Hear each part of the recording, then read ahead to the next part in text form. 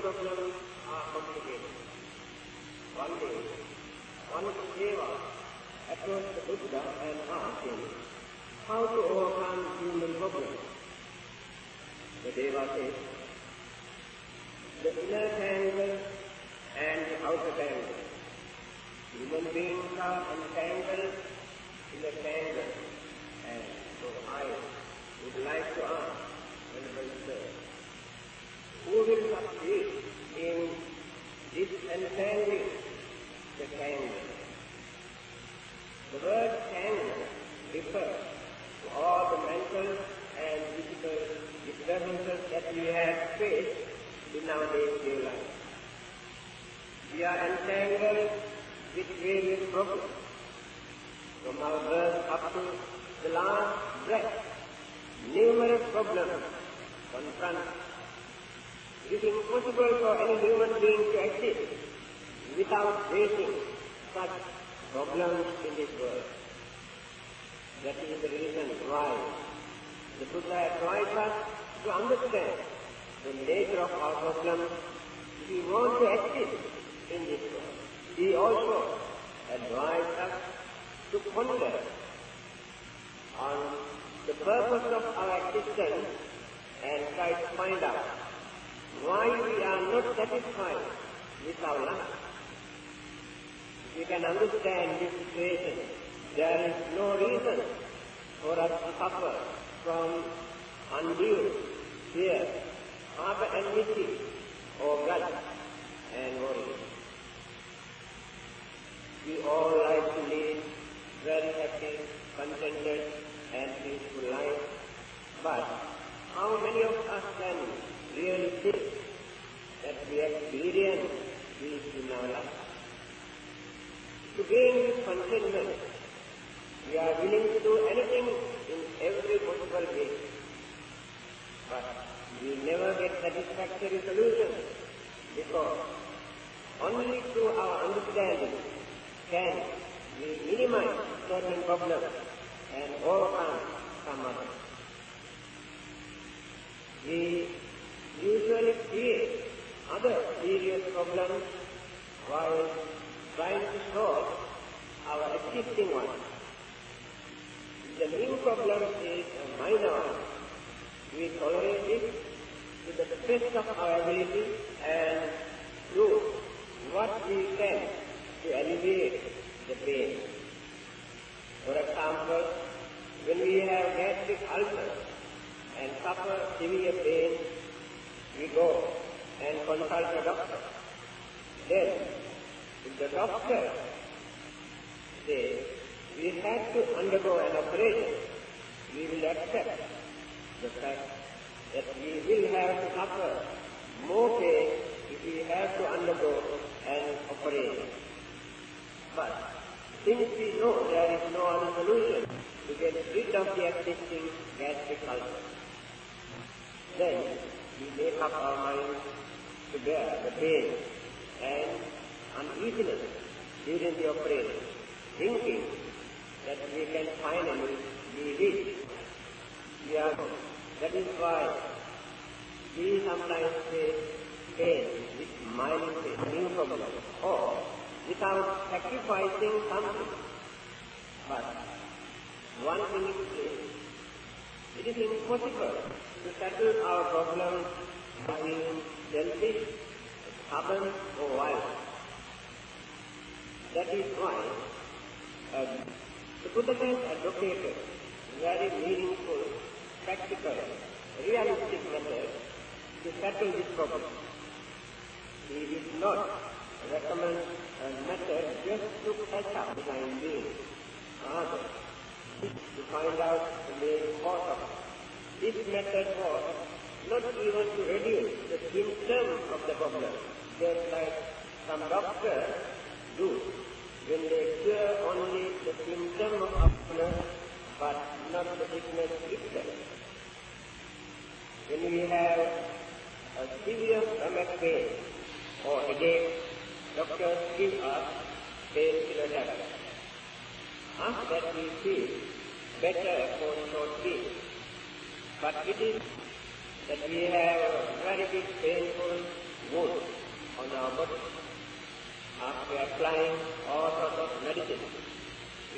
and is to get rid of it.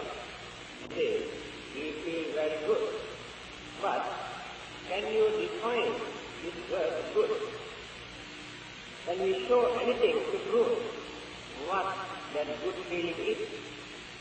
Here it means there is no more pain. For anything in this world, we say we feel good or nice, only to tell others that there is no problem. This is the nature of our feeling. So, the Buddha's method is to uproot the main cause of our problems and not suppress it. That is why some people say it is difficult to practice the Buddha's teaching. To the question on how to disentangle the tangle, the answer given by the Buddha is, when a wise man established well in morality, he has developed his mind and understands Panya, then an ardent and wise person succeeds in disentangling this tangle. A person who is diligent and understanding, by realizing the real nature of existence, develops his feeler, his moral behavior or self-discipline. Sila means discipline of the senses, the speech and action according to a moral code. When a man is diligent and wise, he knows how to face his problems and how to overcome some of his problems. Here, the Buddha's advice for us is to be good, diligent, and act wisely if we want to solve our problems. No other method can give a final solution to our problems. Whenever we have problems, we approach others and seek their advice. They may ask you to go and pray to certain God in a temple or any other places of worship, or to recite some mantra. But the Buddha's attitude is entirely different. He never gives such advice because he directly wants to approach the problem and analyze it and point out where the mistake is. The trouble with us is that whenever we face any problem, we suffer from fear, imagination and suspicion, and we seek advice from others in order to get rid of it. But we do not think that their advice is also based on superstitious belief. When people complain about failure in their business and bad luck, they try to use magic power to have good luck and success in their business. The Buddha advocated us to develop patience and understanding without depending on superstitious belief, and to cultivate the way of life without wasting time and money on meaningless practices, and to use full effort to overcome problems in a reasonable way if we want to succeed. We cannot understand the causes of many of our problems because our way of thinking is based on a worldly life which is filled with selfish ideas and illusions. To moral only for us to pray or to perform certain rituals. When we believe in superstition like this, how can we concentrate to enrich our knowledge to understand things in their proper perspective? Today, we have organized our worldly life in such a way that we have no time to devote for mental training or peace. Although we may have more than enough to satisfy our material needs, all the while we go on thinking how to make more money, how to enjoy life in worldly ways, even at the cost of others' happiness. When we experience certain problems, we start to grumble, show our temper, and create more disturbances and blame others for our problems. Today, in many so-called advanced countries, people are facing more problems, unsatisfactoriness, and mental derangement than in undeveloped countries. This is because they have become slaves to their sensual pleasure and crave for worldly enjoyment without proper moral and spiritual development. Their tension, fear, anxiety, and mental imbalance is the biggest problem in many countries. Since they have not learned to maintain contentment in their life, people in industrial society experience unsatisfactoriness in their life. Many people have lost confidence in their life and face difficulty in deciding what to do with their life. The main cause of this mental attitude is excessive ambition and anxiety created by competition, jealousy, and fear. Such problems naturally create a very bad atmosphere for others who want to live a peaceful life. Because of that, others also have faced many disturbances. There is no shortcut for us to get rid of our problems. We must cultivate our way of life to find out the cause of no life without problems. We depend on how we examine our problems, why they make life miserable. One of the common problems that people always complain is about their married life or family problems. On the other hand, unmarried people also complain marriage partners. But the same people start to grumble after getting married when they are confronted with problems. As soon as some problems arise, they immediately suspect their problems. But they are not ready to admit their own weaknesses or to think that they may be the cause of the mistake and that they are responsible for the problem. Instead, they ask others to do something to stop their problem.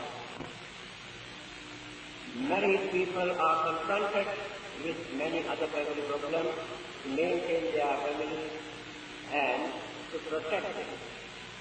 They have to work and to attend to their education and to guide them. Those who cannot cope up with these problems create more worry. When misunderstanding occurs in their family, make life more miserable. Sometimes there is violence, bloodshed, and suicide. Those who have many children have a lot of responsibilities and work. At the same time, those who have no children also work. So, where is the satisfaction in the worldly life? Today, people need more income, not only for their daily living, such as to provide their food, clothing, their indulgence is increased. It has become a sort of competition. People concentrate more on pleasure rather than their duty and responsibility. Some people entertain worries by considering their future, although they have more than enough at the moment. Ignorance and also about heaven and hell or the next day.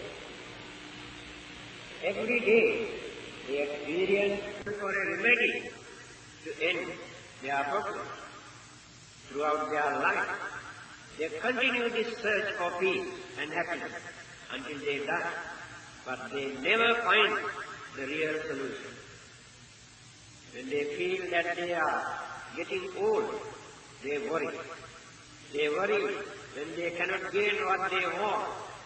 They worry when they lose their things or person they love. After that, they create frustration, mental agony, and later suffer from mental derangement.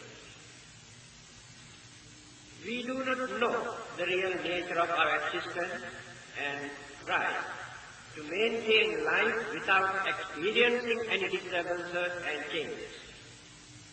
But life is changing. It is a bundle of elements and energies which are always changing, and the elements and energies are imbalanced. When mental energy is disturbed, we experience their normal functioning and affect the blood circulation, heartbeat, and brain cells. We can avoid many of these problems. Today, many people lead, and many of our problems are created by us due to our ignorance and crazy attitude for too much pleasure. Many of our problems and burdens come after middle age. For example, assume burning charcoal at the bottom. After that, put a ladder and ask some people to go down one by above the heat until they go down to a depth of 30 to 40 feet.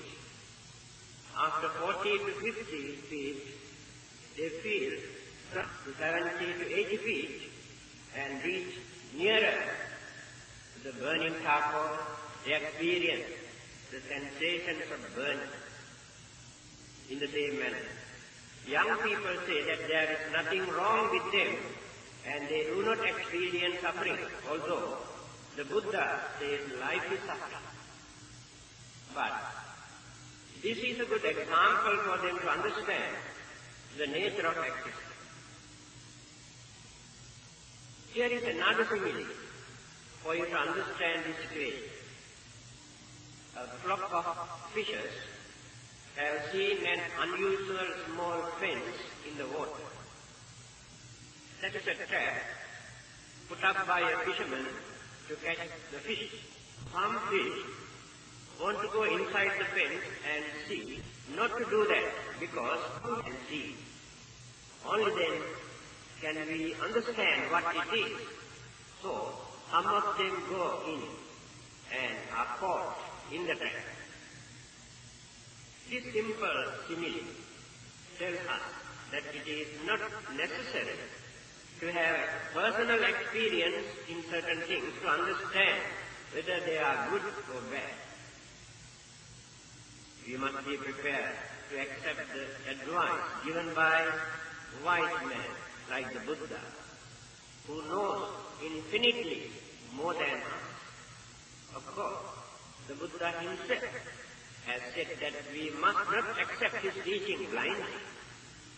At the same time, we must not take the attitude that we know everything and that no one can teach us about life.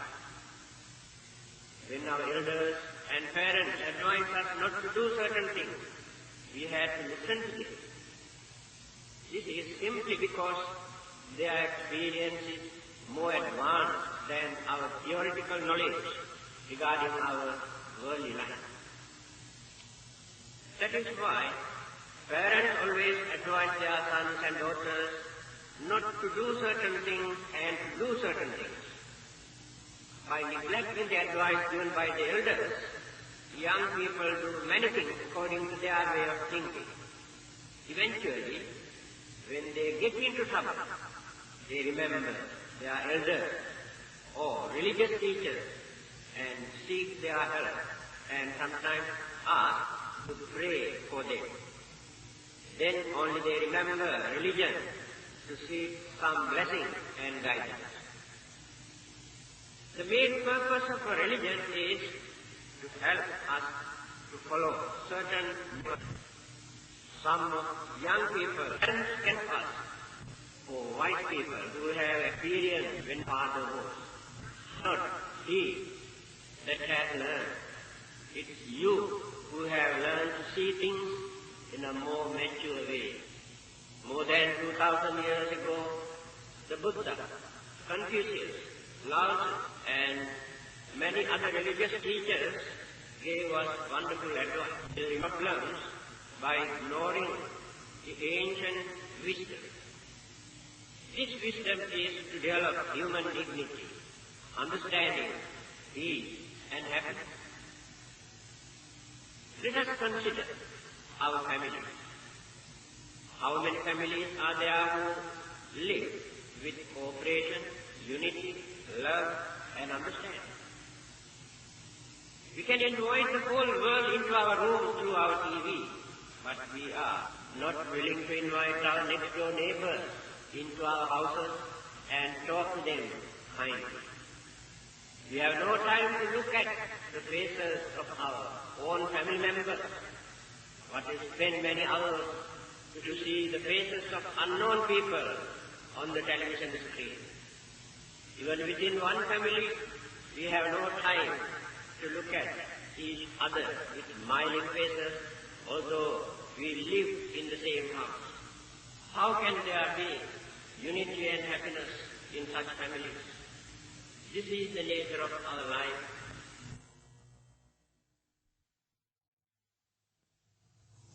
Some people completely ignore their family members after they are married. That is not the civilized way of human life. It is a manifestation of animal nature. We can maintain community life by assisting each other and giving them moral support to those in need. Although animals do not assist each other very often, they live together. Sometimes they protect their group or their young from their enemies. It seems that today we are not living as real human beings. We have gone very far from our natural way of life. That is why we have to face so many problems. That is why we feel loneliness. It is true that we have to face problems throughout our life. Some of them are natural problems, and there is no way to escape. Some problems are man-made. Some are mind-made, resulting from illusion and ignorance. Mental imbalances, which we regard as madness, is another big problem. By violating an ethical way of life, man disturbs his own peace and happiness and that of others. Then, by allowing internal and external incidents into the mind, more unsatisfactory, misery, excitement, fear, and insecurity are created. Many people have to suffer from frustration and nervous breakdown because they have not trained their mind to maintain contentment. They have developed only craving to enjoy their life. To them, development means development of craving for various kinds of pleasure. As a result, they also develop unhealthy competition, jealousy, enmity, hatred. Then start to fight and to kill each other. That is how they have turned the whole world into a battlefield. After that, everyone cries for peace. People accuse God or devil of putting them in misery. Then start to pray and worship. They do all kinds of things to escape from problems which really created by themselves. you can understand now who creates problems and who can overcome them. The Buddha says, the world is within you. When you discipline yourself, the whole world is disciplined and peace is maintained. It is not necessary then to beg for peace. Good and bad, peace and violence, all exist because of the mind. Although the Buddha has advised us not to be bothered about the beginning of world cycle, since such speculation does not contribute to settle human problems. Still, many people want to know about the beginning and the end of the world. Some people have a very shallow concept of the world. They do not know what this world is really like. When the Buddha said there is neither beginning nor end in the world system, people could not understand what he meant. This was because their belief regarding the beginning and the end of the world contradicted to the Buddha's interpretation.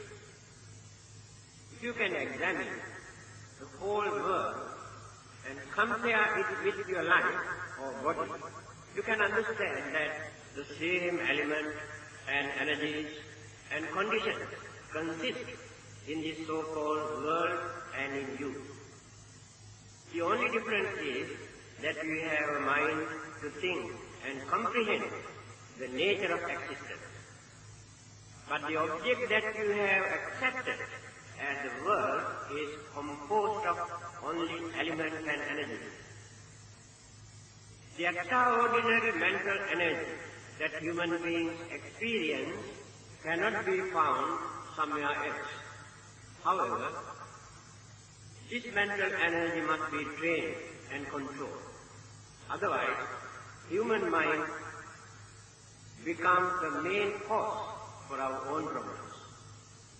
When that mind is harnessed for value through intense training, harmony, understanding and peace prevail.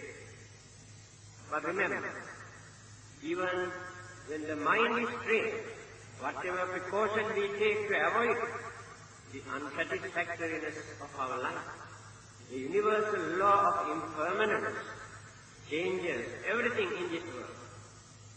This is the nature of existence. Existing things change and disintegrate according to the worldly conditions. The combinations of elements and energies and their existence together produce objects which we can see and touch, thus giving them an illusion of solidity and permanence. The cause of their change is frictions of the elements and energies. When a visible object disintegrates through time, it is the dissolution of the elements and energies which are compounded. This is a natural phenomenon and every component thing is conditioned in this way.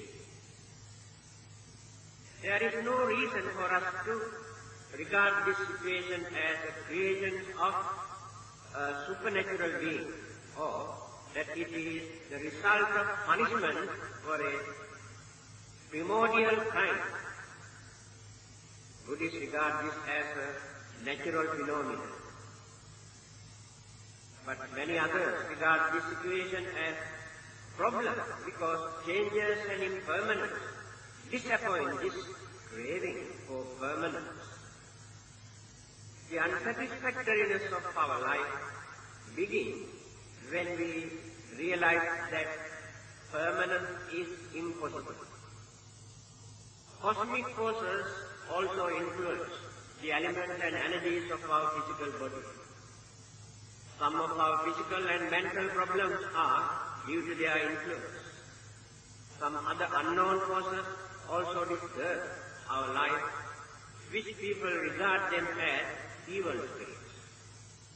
Fear, imagination, suspicion, and superstitions always feed on such beliefs to disturb the mind. When the mind is disturbed, we suffer from physical problems.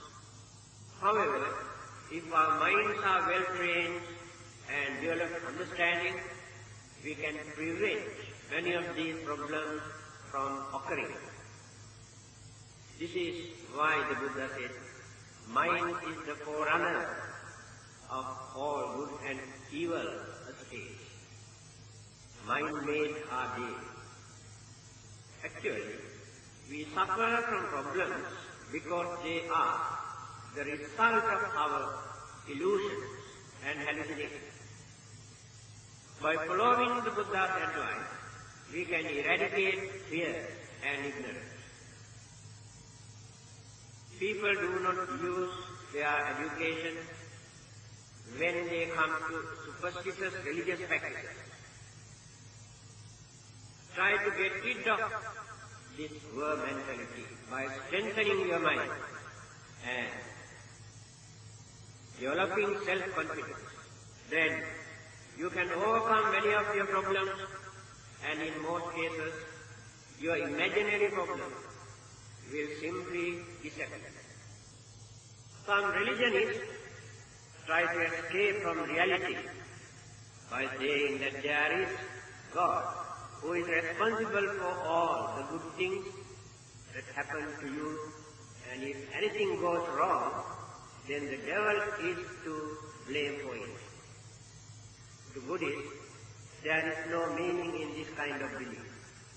Most of us simply do not try to understand why we are not happy and why we are not satisfied with our life and who is responsible for this situation.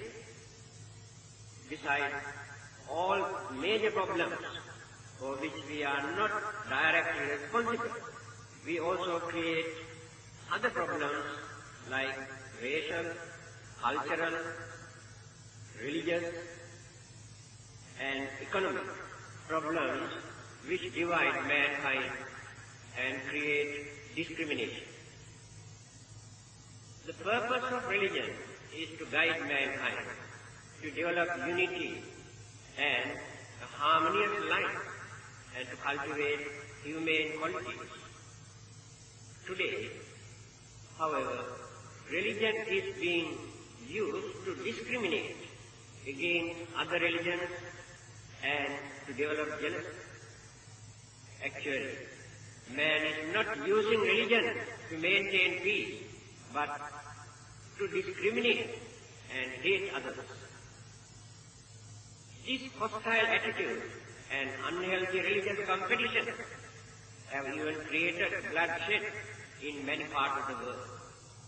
At the same time, while cherishing their own superstitious beliefs as part of their valuable culture or tradition, some religions ridicule others' culture and traditions.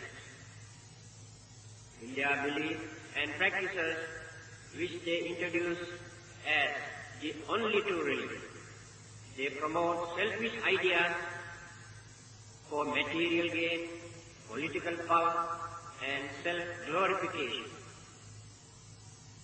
Some people think that by accumulating more and more wealth, they can overcome their problems.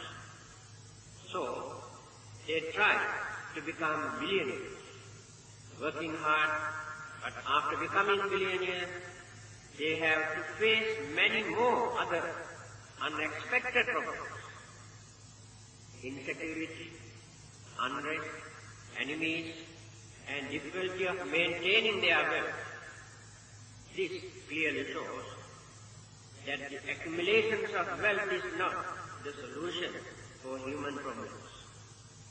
Wealth can help to overcome certain problems, but not all the world's happiness can be gained through money. Money cannot eradicate natural problems. Philosophers, great thinkers, and rationalists pointed out the nature of human weakness and how to overcome them. However, the common people regard them as mere theories and not as solutions to their problems. So, the intellect alone cannot provide the solution to our problems. Sometimes the intellect actually creates more problems because it increases our egoistic opinion about ourselves. Good conduct, such as kindness, patience, tolerance, honesty, and generosity, also cannot stop certain problems because cunning people can take the advantage of the good qualities of others. Therefore, good qualities must be practiced wisely.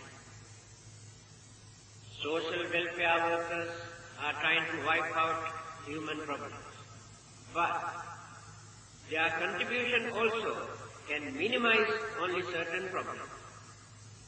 Some others try to settle human problems by distributing property and revenue of the country equally among the public in so-called socialist countries.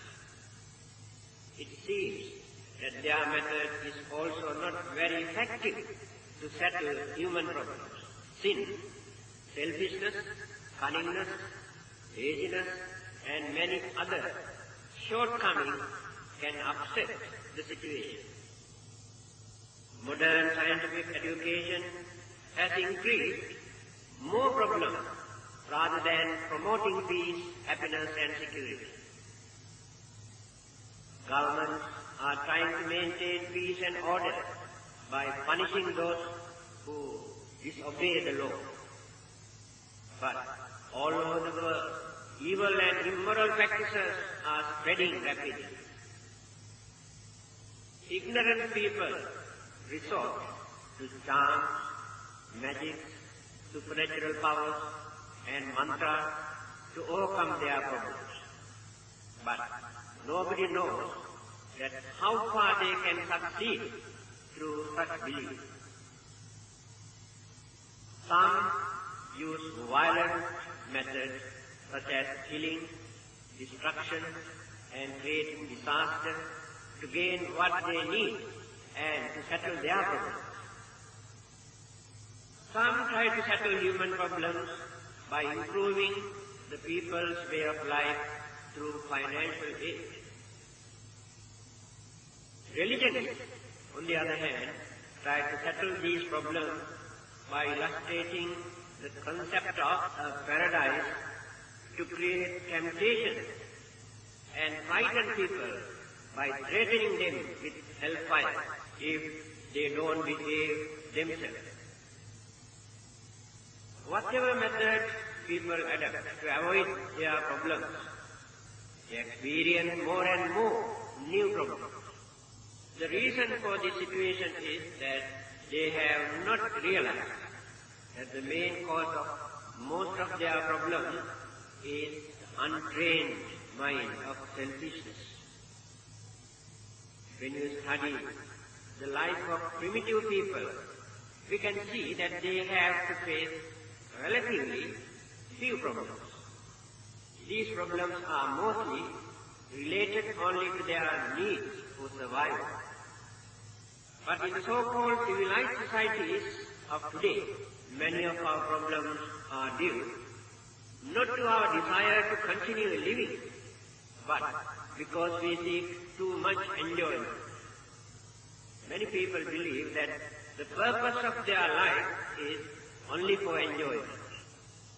The modern job-oriented education system produces students who are equipped with more academic knowledge, which develops selfishness. It produces clever people without any moral development.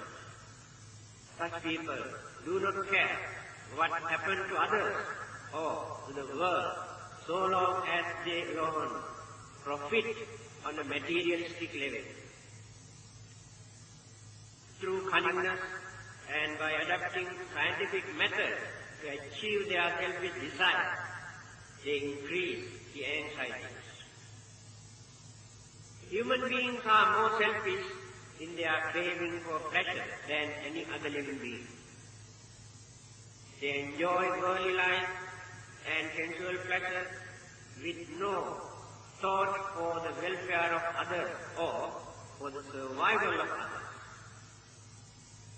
Sensual people like to live long to experience pleasure.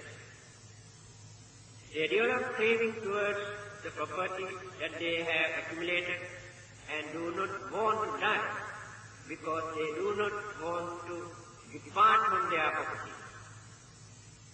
Other living beings have no such selfish idea. They use their five senses only for their survival and lead a natural life without willfully hurting others. It has been said that only man hoards more than he can eat. All the other animals take only as much as they need from nature. What they do not need, they leave alone for others to use. Today, we even neglect our health, but indulge the senses to the extent that we have become slaves to self-gratification. Human beings are the only beings on this earth who can understand that one day they have to face death. That is why they worry unnecessarily about it. Worrying about it will not make death go away. So why not accept it calmly? Shakespeare makes Julius Caesar say, "Of all the wonders that I yet have heard and seen, it seems to me most strange that men should fear, seeing that death, a necessary end, will come when it will come."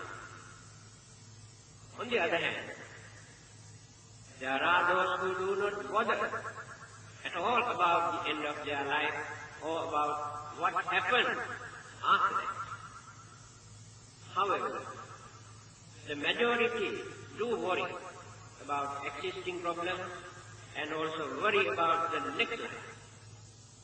All other living beings are free from that problem, although they are in the dark regarding their future life.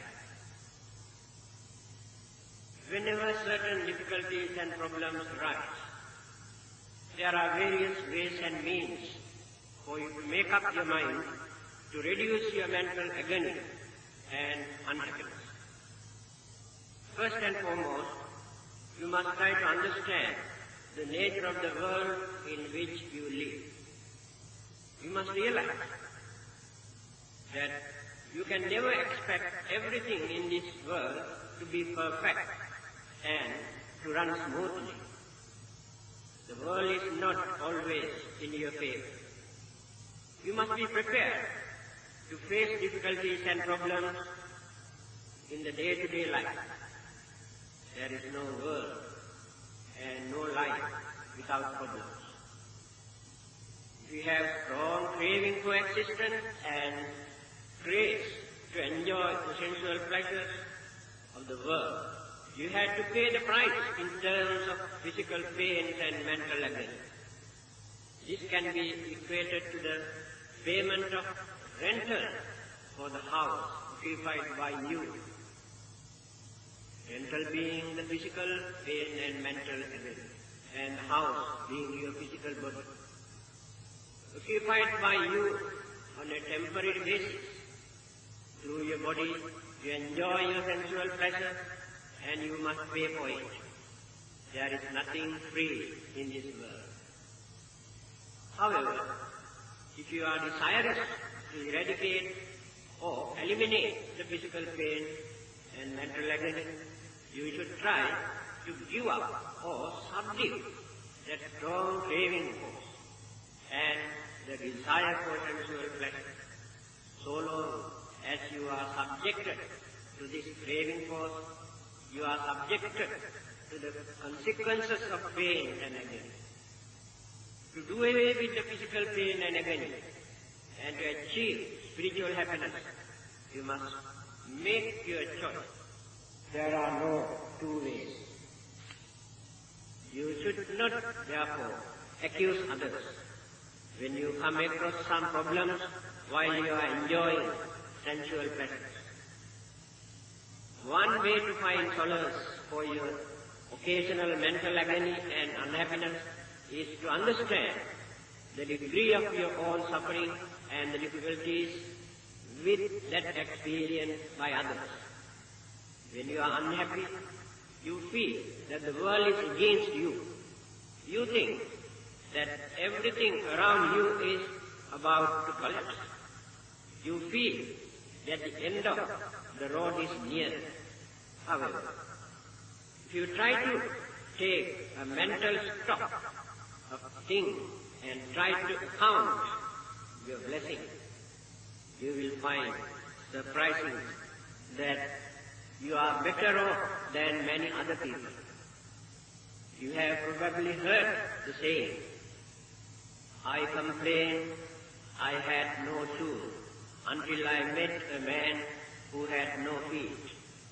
In short, you have been unduly exaggerating your own difficulties and problems. Many others are worse off than you, and yet they do not worry unduly. Problems are there, and you should try to resolve them instead of worrying and creating mental anguish and pain. The Chinese have a practical saying about resolving problems. If you have a big problem, try to reduce it to a small problem. If you have a small problem, try to reduce it to no problem. By doing so, you will not permit your existing difficulties and problems to drown you. On the contrary, you will determine to resolve whatever issues or problems that may be facing you. You should realize that you have gone through worse situations and that you are preparing to face the issue. Come what may. With this frame of mind, you will soon regain your self-confidence and will be able to face and resolve whatever problems that are in store for you. In conclusion, we have to realize that whatever method we adopt to overcome our problem, it is impossible to gain complete satisfaction in our life until we train our mind and reduce selfishness and craving. The teachings of the Buddha gives us a very clear exposition to understand the nature of human problems and how to overcome them and how to end them. The Buddha says, Dukkhe loko patikkito. The world is situated in dukkha or conflict. Here world means including our physical body. If the world is like this, how can we expect complete satisfaction as long as we exist? So, by realizing this, we must try to maintain some sort of satisfaction in our life, to maintain peace in our mind as understanding human beings.